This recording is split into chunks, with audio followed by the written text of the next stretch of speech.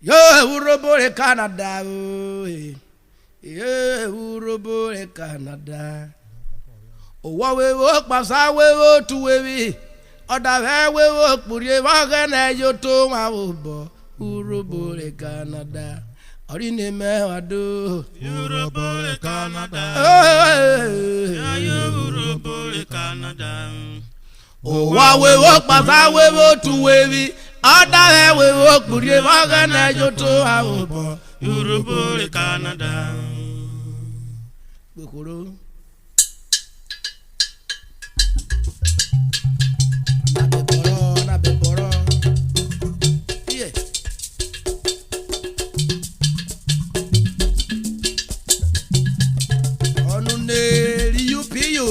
Canada.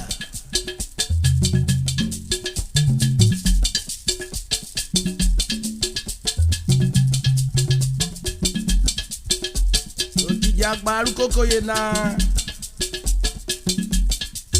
Wilfred o yamremo amu yokpara. Yo URHOBO Canada o. Yo URHOBO Canada. Wo we work for you, we work to we. Yo da we work for you, wa gana yo to wa o. URHOBO Canada. Oni ne me ado. URHOBO Canada. URHOBO Canada. Oh, wa we work for you, we work to we. Yo da we work for you, wa gana yo to wa o. URHOBO Canada. Yo ba. URHOBO Canada. URHOBO Canada. Oh, wa we work for you, we work to we. Other way we work for you, wa gana yo to wa o. URHOBO Canada. Ise wa do. URHOBO Canada. URHOBO Canada.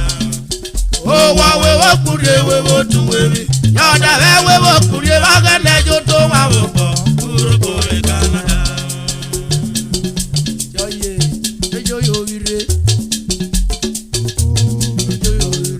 URHOBO Canada, URHOBO Canada. Okuri ne mo ma biare. Okuri ne mo ma biare. Yo yo ba.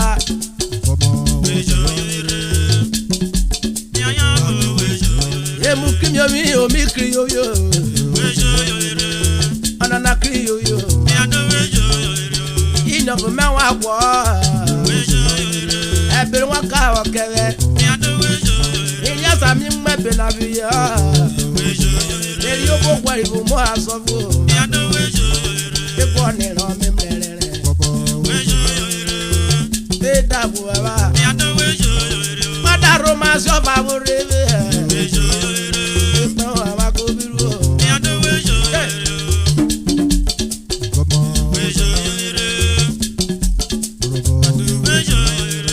URHOBO Canada, URHOBO Canada. Other way we work for you. Other because you do our photo. Other day more far. Other way more good. Other way I serious. Other very good serious. Other go cook below. We work for you. The we will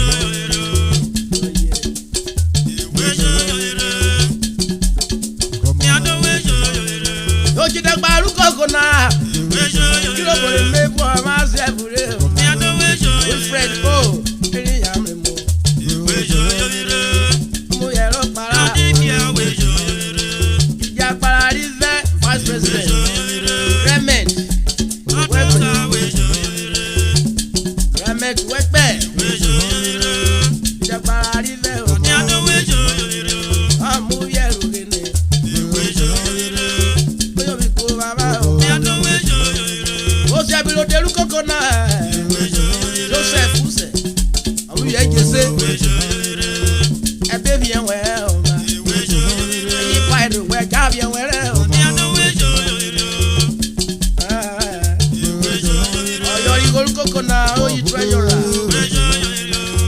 Rita Makolomi Uzame Amuyeru Kene Oyobi Gawa Financial Secretary Sonny Dedewo Amuyere Fru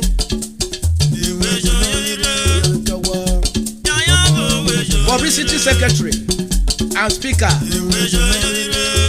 Atota Lucky O Otubo alias Oshobe Amuyere Jese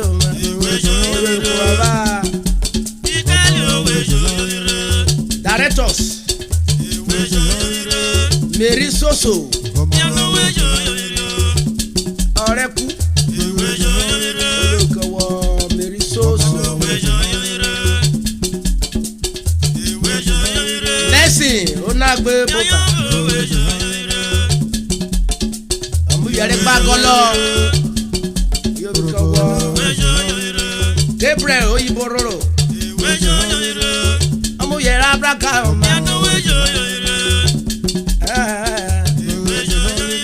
Officers Revulu Kokona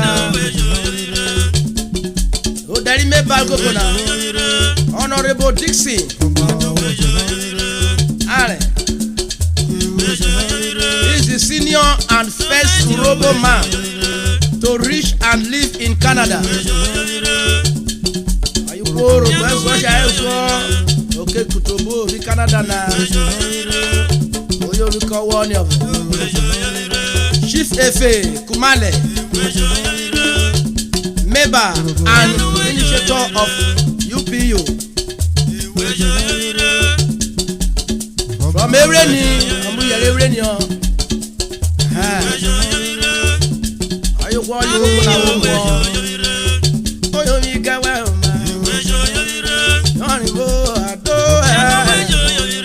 URHOBO Canada URHOBO Canada Okore writing Ovie Ayube Mebal Kokona Lucky Rabure Mebal Kokona Mrs. Gold Anigoro Mebal Kokona Ediri Erie Kanoma Mebal Kokona Ejirogene Okwini Mebal Kokona Ari Awere Mebal Kokona Fedra Kwanu Mebal Kokona Dan Irikefe Obasa Mebal Kokona Sam Emefe Mebal Kokona Solomon Ukwesa Mebal Kokona Sonny Ode Mebal Kokona Edward Zaire Mebal Kokona David Atawo Mebal Kokona Ochuko Erire Meba Mark Apinoko Meba Mrs. Elizabeth Erire Mebal Kokona Emmanuel Kodudu Mebal Kokona Mrs. Honorio De Ekpedeju Mebal Kokona Wisin Akpovoka Mebal Kokona Kono Blue Webe ya Gowa Yano Nukanyo Wamara Kola Funurado Mabiere URHOBO Canada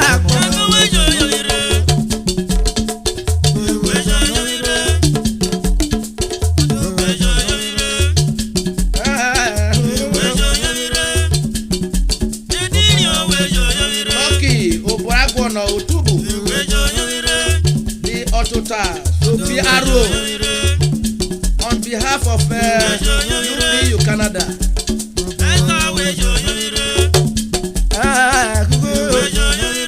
URHOBO Canada URHOBO Canada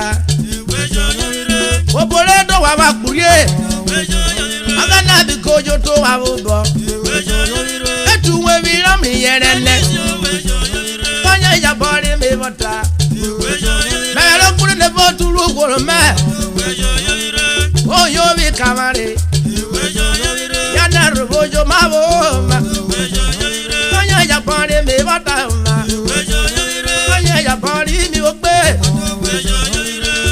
robori Canada ayeri o maraye ye mura wo famulu gogo na aye wo fugo gwogwo o ja bo jo gwerio oye soro re me wata ma mi fo na mere afa tade bu no ko jo taru ni o dogboro ku me wa ko duru ayon ti oyo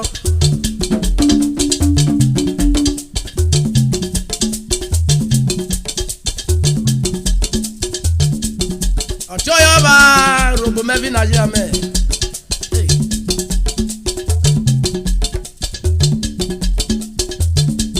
Abotu riri moto wo fofa. Utara na. Why ture no pari ngbe gere. Bi mo pari ngbe gere. Iko ri moto wo fofa airu ese ko baba. Ai ko ma bi go. Ajimo àwọn fẹ́ pasaro bara were ji no ina emero ro ye wo je mu wo esi no na o do pe na mi wewu iko ti o ri wese ko ma no pa na bo ma turi mo ba police la wa mero ma je pari abo iko ti o je wo ya ira ebe we pare won wa fre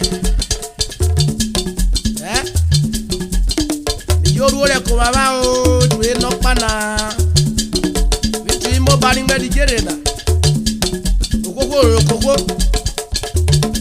iye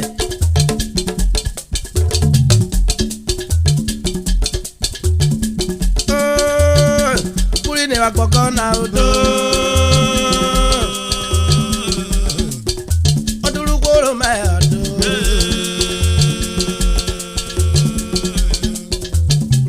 Pagwa via bigwe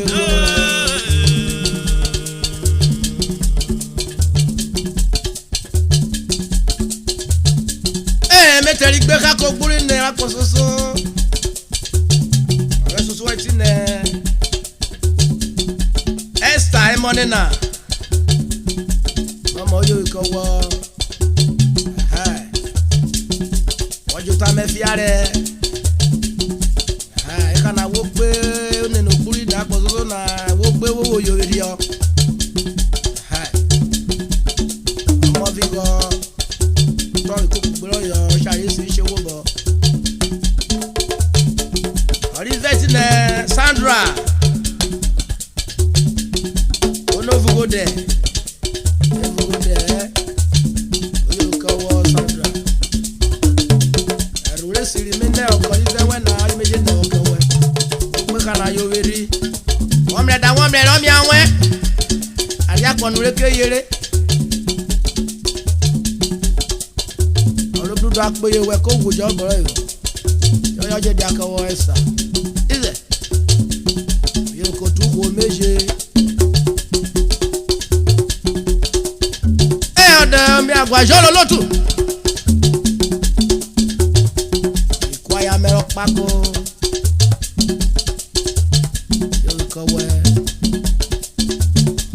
wa ne ne devre akoke won yen to koku bia Gabriel kwere meba yo ko wa iya Felix fenure kwa ya mi ori wo isogwa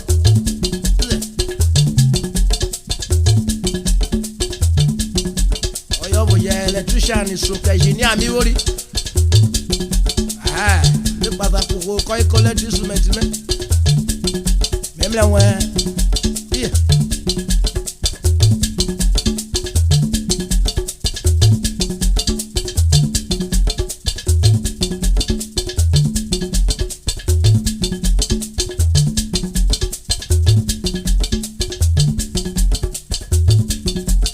go for recruitment.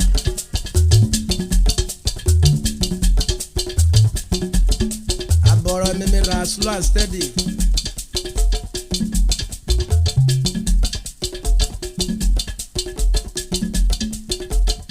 Ogana ni mi mahire ugawa mo ni mi mahire. Ogana ni mi mahire ugawa me ni me.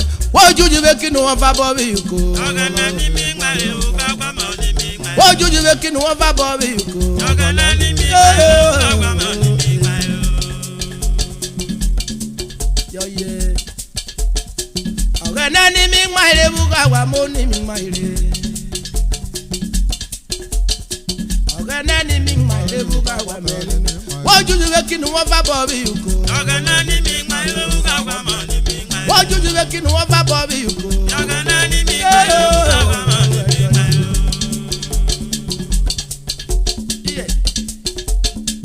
Ogana ni mi mahire ugawa mo ni mi mahire. Oyo ko wa mode. Ogana ni mi mahire ugawa mo ni mi mahire. Wo juju be kinu won fa bo bi ko. Ogana ni mi mahire ugawa mo ni mi mahire. Wo juju be kinu won fa bo bi ko. Ogana ni mi mahire ugawa mo ni mi mahire. Ìwọ́ra bọ́ bí wọ́n mọ́lẹ̀. Ogana ni mi mahire ugawa mo ni mi mahire.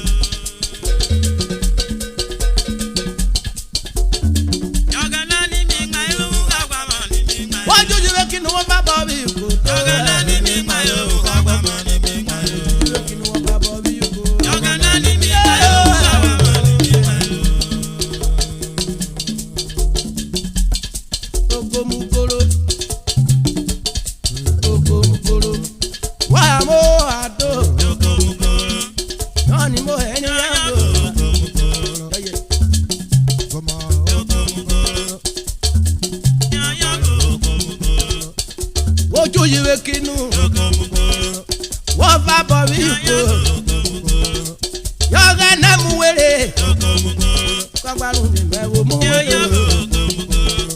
Ìjọ́sí náà yìí sùn ẹjọ́. Ogomugoro. Ẹjọ́ náà yìí sùn ìjọ́sí. Ogomugoro. Ìgbé náà yìí sùn ìjọ́sí. Ogomugoro. Ìjọ́sí náà yìí sùn Yaya gbé. ogomugoro. Òdìbò náà yìí sùn ọ̀gá. Ogomugoro. Ọ̀gá náà yìí sùn òdìbò. Yaya ogomugoro. Yọ̀yẹ̀. Ogomugoro. Yaya ogomugoro. Iná máa náà yìí sùn èrú ẹ̀.